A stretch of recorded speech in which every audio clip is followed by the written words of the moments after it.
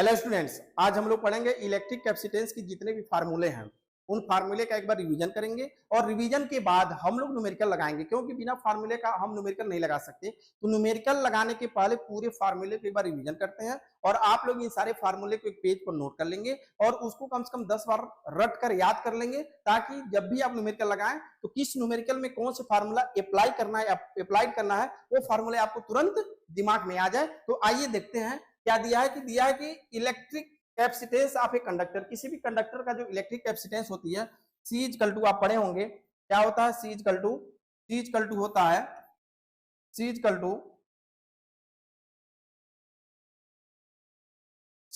To Q upon V farad. इसकी जो unit होती है क्या होती है, फैरेड होती है। लेकिन और भी इनके छोटे अगर यूनिट देखें जो न्यूमेरिकल लगाते समय यूज होगा, 1 micro farad equal to 10⁻⁶ farad, ऐसे ही 1 nano farad equal to 10⁻⁹ farad, ऐसे ही 1 pico farad equal to 10⁻12 farad. ये छोटे छोटे आपके यूनिट यूज होंगे।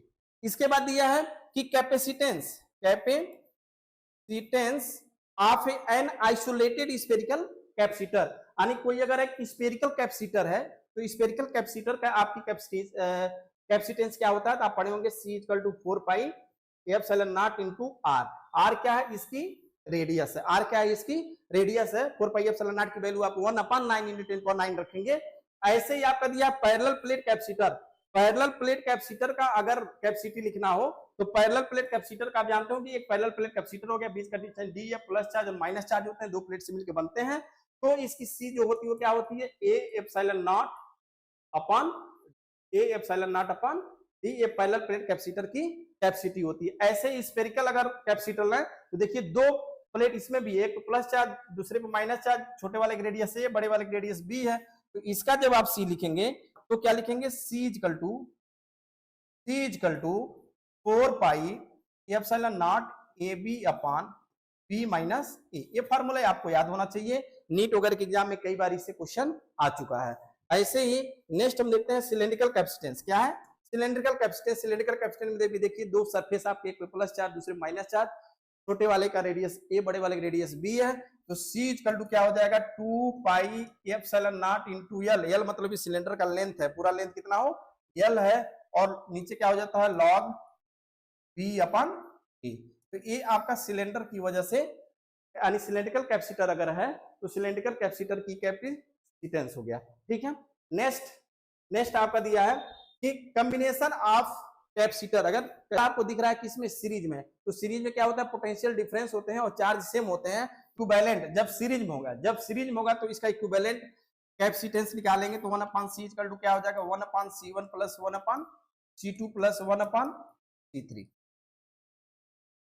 ऐसे ही जब पैरेलल निकालेंगे तो पैरेलल में क्या होता है, पैरेलल में आपका पोटेंशियल सेम होता है लेकिन चार्ज अलग अलग होता है। तो इसकी C निकालेंगे तो क्या आ जाएगा, C equal to C1 plus C2 plus C3। ये आपका पैरेलल कॉम्बिनेशन का हो गया और ये सीरीज का हो गया। ठीक है, नेक्स्ट आपका energy store in a capacitor.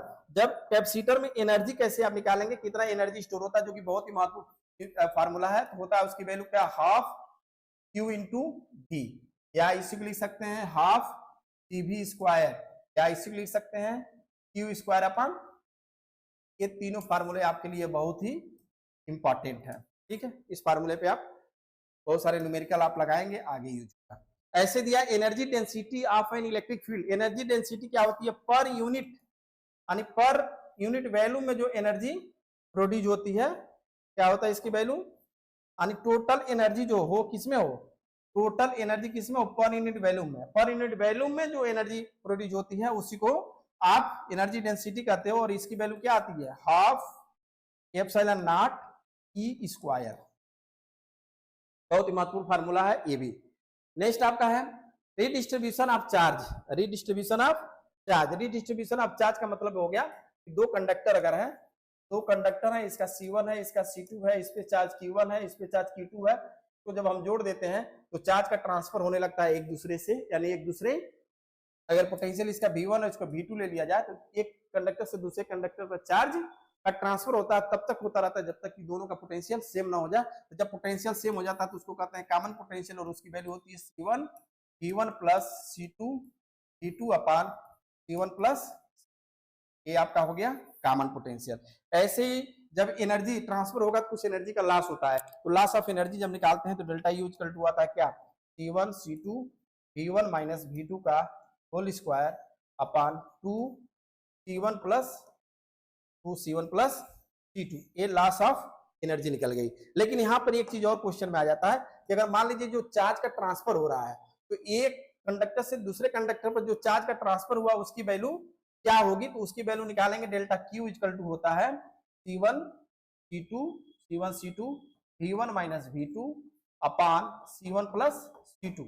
ये चार्ज ट्रांसफर, एक कंडक्टर से दूसरे कंडक्टर में जो चार्ज का ट्रांसफर होता है उसका फार्मूला ये हो गया।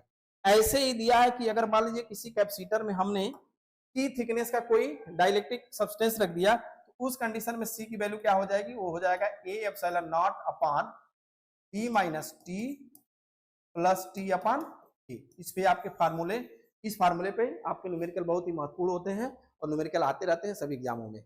नेक्स्ट आपका दिया है कि induce charge on the dielectric capacitor, दो पैरेलल प्लेट के बीच में जब डाइलेक्ट्रिक सब्सटेंस रखेंगे तो इसके अंदर एक इंड्यूस चार्ज प्रोड्यूस होता है, उसकी वैल्यू होती है Q dash equal to Q 1 minus 1 upon ए।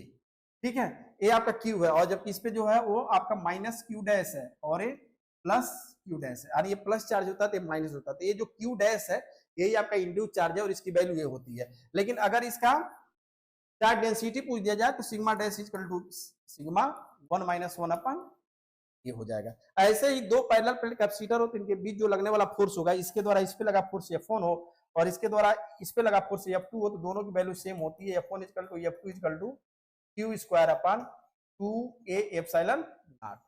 ये आपका क्या हो गया, इसका ये फार्मूला हो गया, यानी टोटल कैपेसिटर का इतना ही फार्मूला। इस फार्मूले को सभी लोग याद कर लें, पेज पर नोट कर लें, इसके बाद हम लोग कल इस पे न्यूमेरिकल लगाएंगे। ठीक है, आज के लिए बस इतना ही।